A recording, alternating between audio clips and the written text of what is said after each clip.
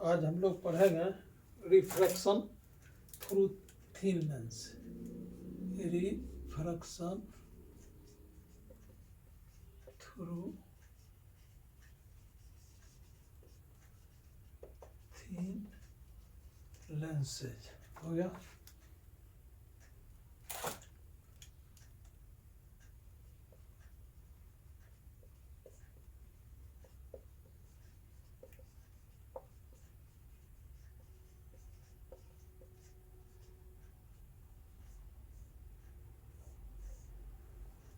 पहले तो हम समझेंगे कि लेंस है क्या चीज़। लेंस जो है या दो शीशे के सतह को बोले कि एक गोला है, शीशे गोला, इसको बीच से काट दें, अगर दो पार्ट में हुआ, इसी दो पार्ट को लेकर के अगर हम जोड़ दें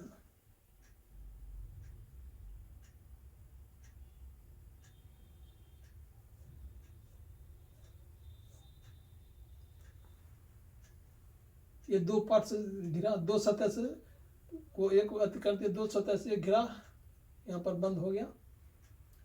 एक इस सतह के चलते होगा C1F1, इसको मान लिए 2F1, इसको मानिए F2FN, माने ये चीज हुआ सेंटर ऑफ कर्वेचर। ये this is called centre of curvature, centre of curvature.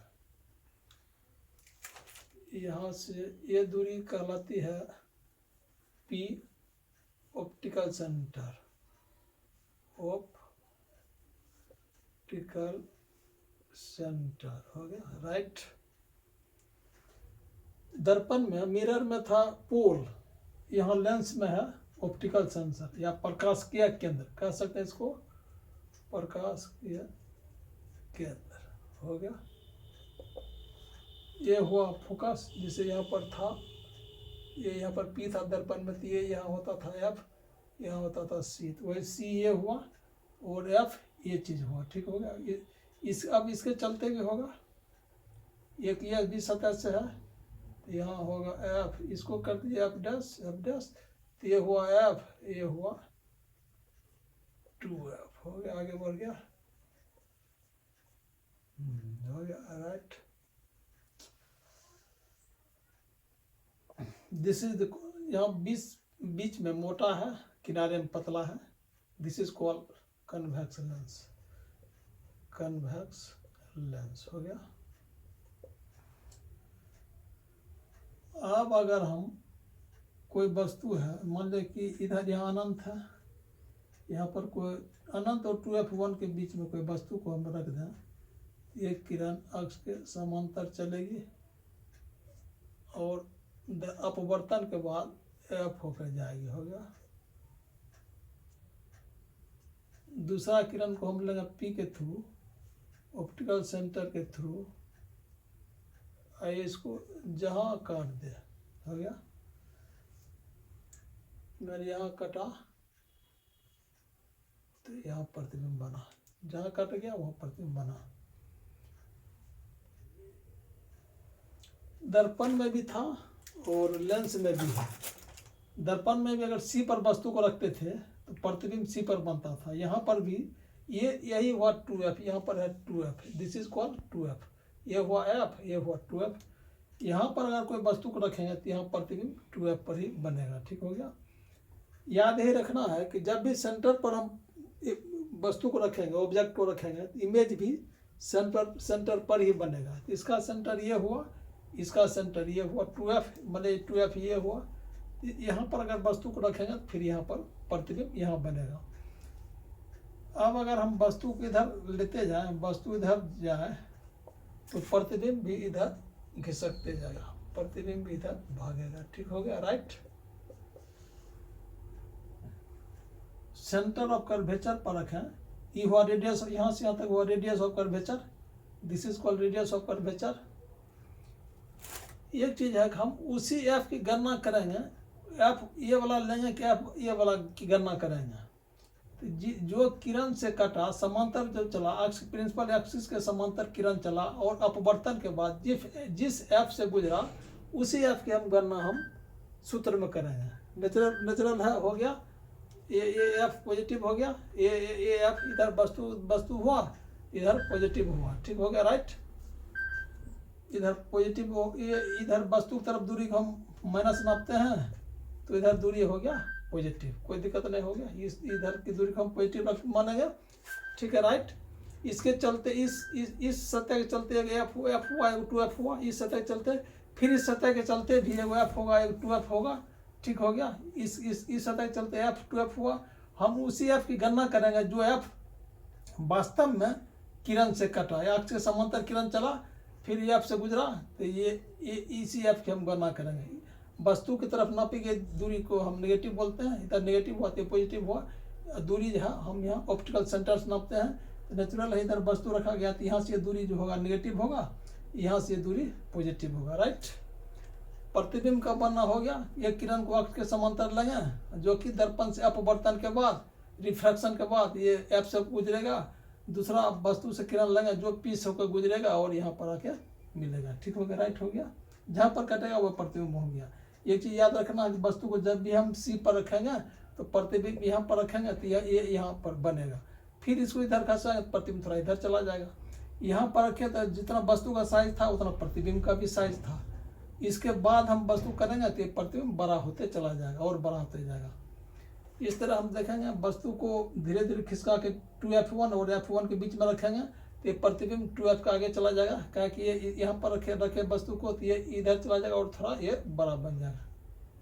इस तरह अगर छः डिफरेंट डिस्टेंस है तो 5 डिफरेंस तक तो रियल इन्वर्टेड प्रतिबिंब बनेगा, इमेज बनेगा। मगर छठा जो होगा ओ और f1 के बीच में जब वस्तु को रखेंगे, f1 ओ और ऑप्टिकल सेंटर और f के बीच में, f1 के बीच में वस्तु को रखेंगे, ये प्रतिबिंब काल्पनिक बनेगा। ये इधर जाएगा, इधर जाएगा, यहाँ पर रखे बहुत बड़ा वर्चुअल एंड इरेक्ट इमेज वस्तु की तरफ ही बनेगा, ठीक हो गया, राइट। समझ में आ गया। पांचवा स्टेज प्रतिबिंब का बनना है। पहला था 2f अनंत और 2f1 के बीच में वस्तु था, फिर दूसरा हुआ 2f1 पर वस्तु था तो इधर 2f पर बना, फिर 2f और f के बीच में वस्तु को रखे तो इधर 2f से आगे बना, फिर f1 पर रखे फिर अनंत पर जाकर प्रतिबिंब बना। बट रियल एंड इन्वर्टेड, जैसे ही हम f1 से अंदर वस्तु को रखेंगे और ऑप्टिकल सेंटर के बीच में हम वस्तु को रखेंगे तो प्रतिबिंब इधर ही बनेगा और बहुत बड़ा प्रतिबिंब बनेगा और वर्चुअल बनेगा, ठीक हो गया। Virtual and erect but in size, वस्तु के साइज से बहुत बड़ा प्रतिबिंब बनेगा, ठीक हो गया। जिसे इधर से वस्तु घिसकाएंगे प्रतिबिंब उधर की ओर घिसे। ये चूंकि किरण को मोड़ दिया, ऐसे गया, ऐसे मोड़ा, यहाँ एक बिंदु पर ले, फिर यहाँ से अगर चलेगा फिर यहाँ पर मिले, so for this is called converging lens. Converging lens समझ में आ गया। कन्वर्जिंग क्या चीज हो गया, कन्वर्जिंग क्या चीज हुआ, क्यों कन्वर्जिंग लेंस हम बोले, कन्वेक्स लेंस को हम कन्वर्जिंग लेंस क्यों बोले। ये देखिए बीच में थोड़ा मोटा है और अंत में जाके बहुत पतला हो गया, इसलिए इसको कन्वेक्स लेंस कहते हैं, हो गया, राइट।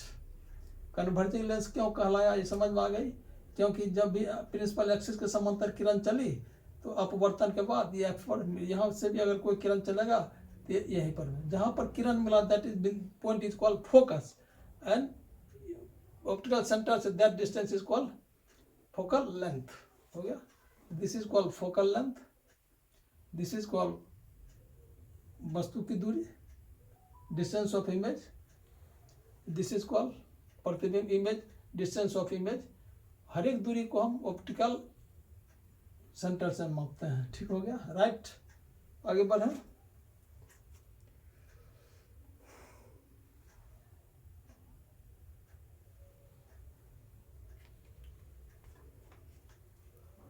इसमें सब चीज समझ में आ गया। पंचवा अथी है, स्थितियां हैं। वस्तु किधर लेंस के बाईं ओर रखेंगे, प्रतिबिंब जो है लेंस के दूसरी ओर बनेगा, दाईं ओर बनेगा और रियल और इन्वर्टेड बनेगा। सिर्फ एक ही स्थिति में प्रतिबिंब जो है वह वर्चुअल एंड इरेक्ट बनता है और साइज में वस्तु से बड़ा बनता है। जब वस्तु को हम P और F1 के बीच में रखेंगे, यहाँ पर रखेंगे तो इसी साइज में बनेगा।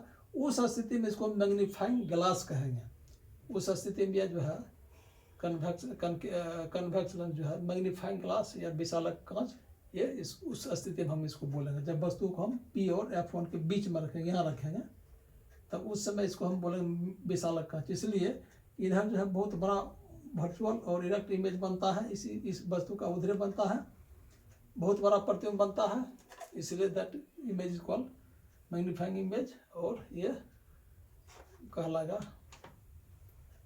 विशालक कांच, मैग्नीफाइंग ग्लास। उस स्थिति में इस लेंस को हम बोलेंगे विशालक कांच। ठीक है, राइट। आगे बढ़े।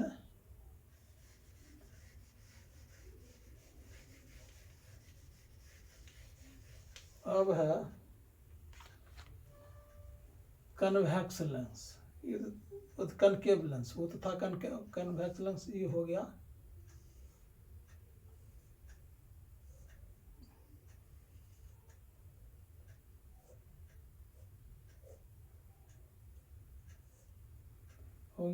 इसमें भी होगा F1 2F1, इसमें भी होगा F2F1। एक चीज और था, ये ऑप्टिकल सेंटर से ये दूरी हुआ 2F, यहाँ पर भी है 2F। ये दूरी दोनों बराबर होगा, हो भी सकता है या नहीं भी हो सकता। अगर इधर एयर है इधर एयर है तब तो बराबर होगा। ये P ये 2FN दूरी बराबर P2F के हो गया, राइट।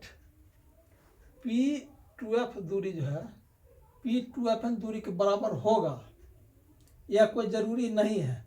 लेकिन अगर इधर का माध्यम दोनों सेम माध्यम है, इधर भी हवा है इधर भी हवा है, बीच में ये लेंस है, तो P2FN दूरी बराबर P2F के होगा। तब रेडियस ऑफ कर्वेचर जो है ये दूरी और ये दूरी ये दोनों बराबर होगा। ठीक हो गया, राइट। अब हम कनकेव लेंस की बात करते हैं, देखते हैं क्या होता है इसमें। यहाँ पर वस्तु का अगर हम रखें तो ये समांतर चलेगी अक्ष के, और यहाँ पर ये ऐसे मुड़ जाएगा, लगेगा कि ये F1 से आ रहा। ठीक हो गया। दूसरा हम लेंगे P से, ये यहाँ कट गया, मतलब ये भी एक वस्तु था, A डैश B डैश का प्रतिबिंब बना। ठीक होगा, राइट। इसमें इधर तो ये नहीं काटा, ये वाला F1 काटा है, किरण जो है सो ये वाला F1 काटा है, ये वाला F1 काटा है। जिधर वस्तु था उधर का ही वो F1 को काटा, ये वाला F को नहीं काटा। इसका मतलब है जिधर वस्तु रखेंगे उधर का ही F1 की गणना करेंगे। तो यहाँ से वस्तु की दूरी नेगेटिव होती है, जिधर वस्तु रखते हैं वहाँ से अगर ऑप्टिकल सेंटर से दूरी नापी, ये दूरी को नेगेटिव बोलते हैं। इसका मतलब है कि इसका फोकल लेंथ भी नेगेटिव ही होगा, क्योंकि जिधर वस्तु उधर ही प्रतिबिंब ना, चाहे कितना भी स्थिति पर हम रखें, कहीं भी रखें, अनंत पर रखें, अनंत से 2F1 के बीच में रखें, 2F1 पर रखें, F पर रखें, कहीं भी रखें, ये प्रतिबिंब ऑलवेज P और F1 के बीच में ही बनेगा। कहीं भी वस्तु रखें और छोटा बनेगा। वर्चुअल एंड इरेक्ट इमेज हुआ और वस्तु के साइज से ये छोटा हुआ। ठीक हो गया। विचलन क्या होता है जी? प्रतिबिंब का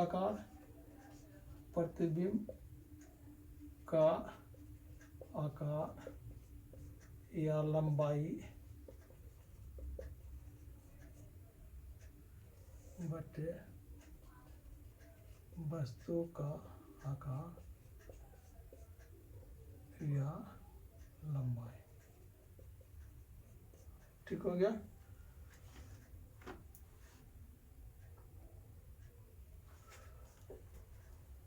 इसमें प्रतिबिंब का आकार जो है क्या है? छोटा है। वस्तु का आकार ये है, अगर 10 सेंटीमीटर तो ये होगा 5 सेंटीमीटर या 4 सेंटीमीटर होगा। तो ये क्या होगा? कम हुआ और ये हुआ अधिक हुआ।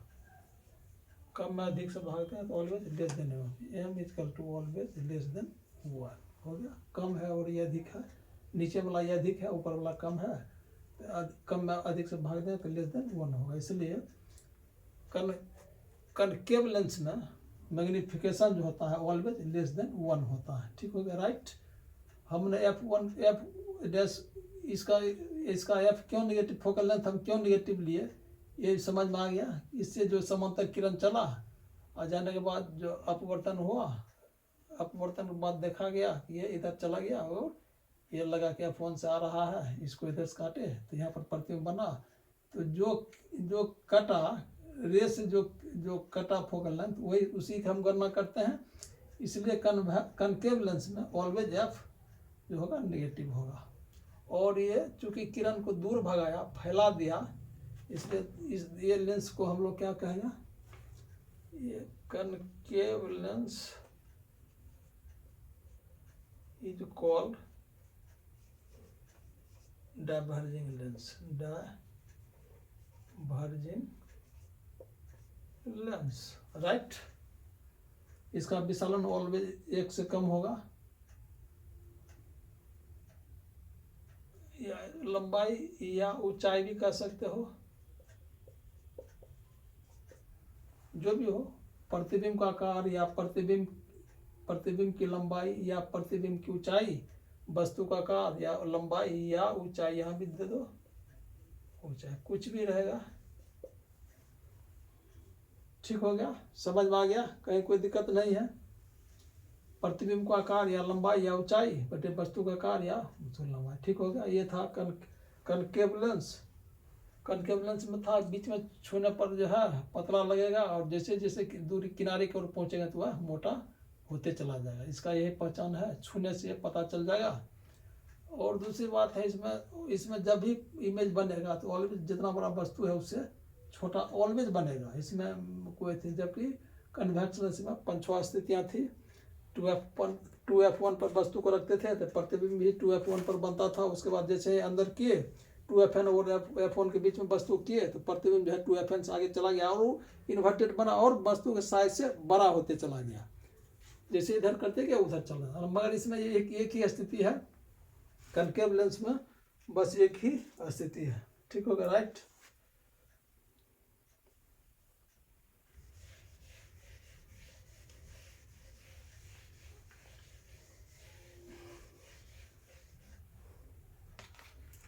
अब इसका सूत्र देखेंगे जिससे हिसाब बनेगा 1/v माइनस 1/u बराबर 1/f m बराबर प्रतिबिंब का आकार वस्तु का आकार हो गया।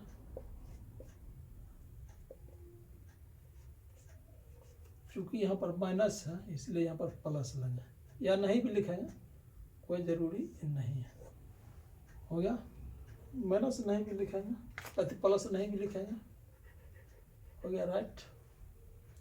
यहाँ पर माइनस है इसलिए यहाँ प्लस हुआ। दर्पण में यहाँ प्लस था इसलिए यहाँ पर माइनस था। ठीक है, अब जिसका भी मान हम बैठाएंगे उसमें चिन्ह के साथ बैठाएंगे। जिसका मान बैठाना है, जैसे v का मान बैठाए या u का मान बैठाए तो उसमें प्लस माइनस के साथ बैठाएंगे। अगर जिसका मान निकालना है वह उसी स्थिति में रहेगा, उसमें हम कुछ नहीं करेंगे। यहाँ पर अब बचा ये हो गया h1/h बराबर v/u। अब देखिए h तो है वस्तु की ऊंचाई, वस्तु का ऊंचाई, वस्तु की लंबाई, वस्तु का आकार। ये ऑलवेज इस एक्सिस से ये ऑलवेज वस्तु इधर रहता है, ऊपर रहता है, इसलिए ये ऑलवेज प्लस होगा। हो गया। अब रहा h1 जब काल्पनिक प्रतिबिंब बनेगा तो ये प्लस लेंगे, h1 लेंगे प्लस कब, जब वर्चुअल इमेज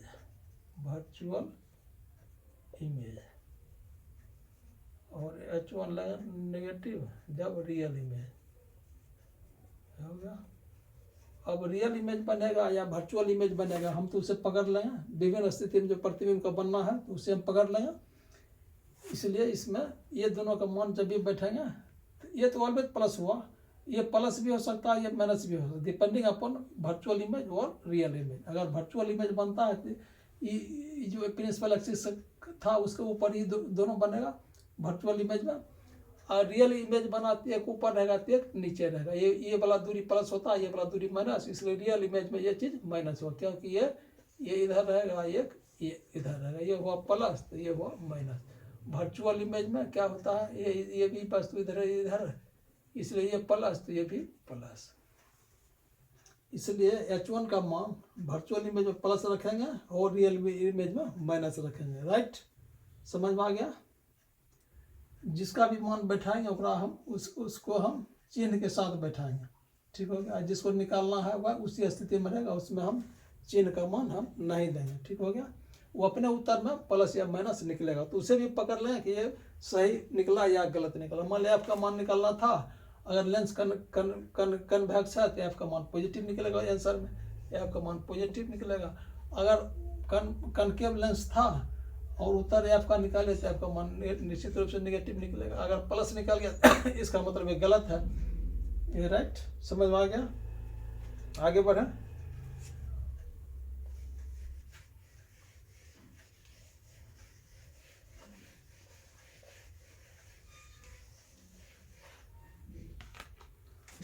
अब है power of lens. Power of lens की क्षमता बराबर होता है 1/f। एफ का मान लेंगे हम मीटर में लेंगे तथा चिन्ह के साथ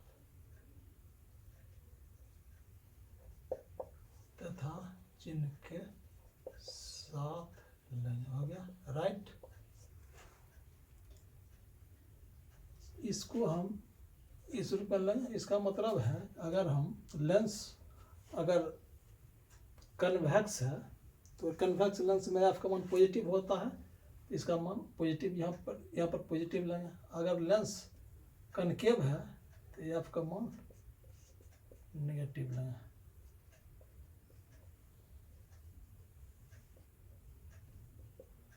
ये हुआ कन्वेक्स, राइट। और इसका इकाई हम लोग लेते हैं डायप्टर। कौन सी लेते हैं जी? डायप्टर।